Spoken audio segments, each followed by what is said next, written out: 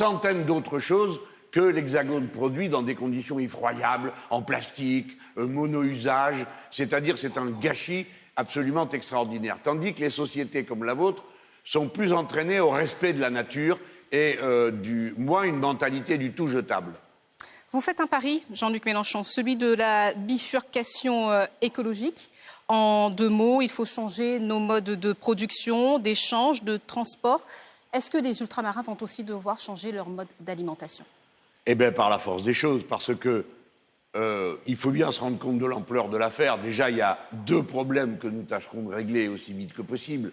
C'est l'affaire de l'épidémie de diabète et d'obésité.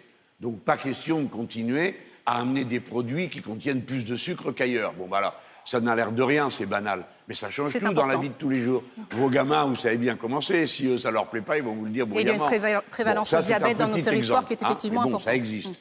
Après, il y a tout le reste.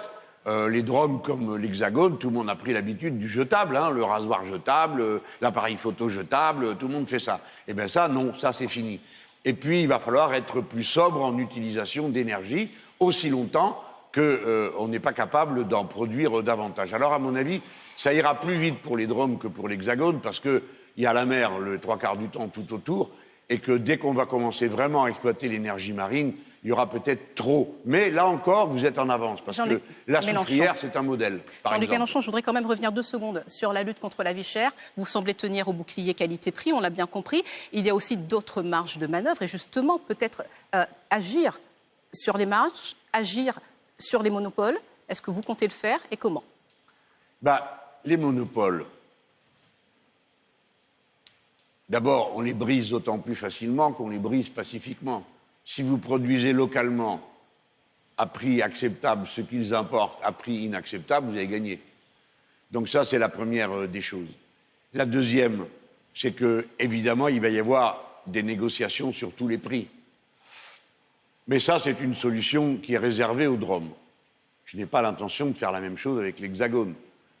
Et il ne faut pas que les gens prennent peur, parce que souvent, on leur fait peur avec ça. En France métropolitaine hexagonale, jusqu'à 1986, tous les prix étaient censés être contrôlés. En vérité, ils ne l'étaient plus. Mais toutes les années 70, c'était dans un bureau que tout se fixait, tous les prix sur tous les sujets. Donc je pense que, moi je préviens les monopoles.